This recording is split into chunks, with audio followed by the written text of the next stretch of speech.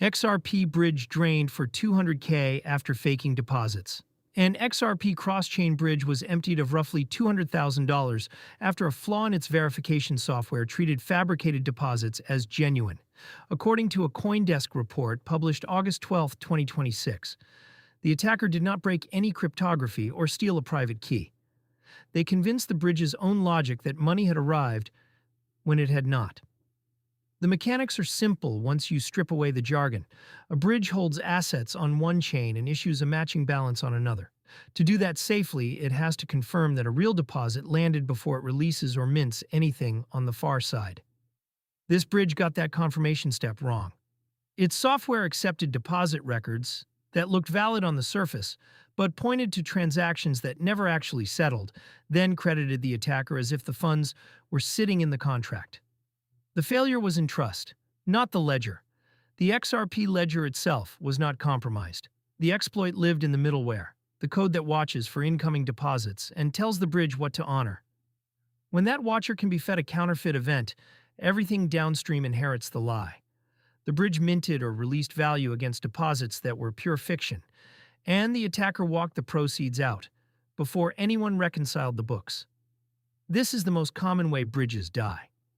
Analysts have tracked billions in losses across cross-chain infrastructure over the past few years, and a large share traces back to the same root cause: a verification layer that trusts the wrong input. Ronin lost more than $600 million in 2022 when attackers gained control of enough validator keys to sign fake withdrawals. Wormhole lost around $320 million the same year after a signature check was bypassed. The dollar figures here are far smaller, but the shape of the attack is identical. A machine designed to verify was tricked into approving. Small loss, familiar pattern. At $200,000, this incident will not move markets. XRP traded near 1.02 as of August 12, 2026, up about 0.6% on the day and down roughly 4.5% over the week, with none of that tied to the bridge event. The broader tape was quiet. Bitcoin sat around $63,681, Ethereum near 1,886, and the Fear and Greed Index read 37, or fear. A six-figure drain on a niche bridge is a footnote against that backdrop. The lesson is not the size. It is the repetition. Bridges concentrate risk by design because they hold pooled collateral and lean on off-chain or semi-trusted components to decide what is real. When that deciding layer is unaudited or undertested, the pooled funds behind it are only as safe as the weakest check.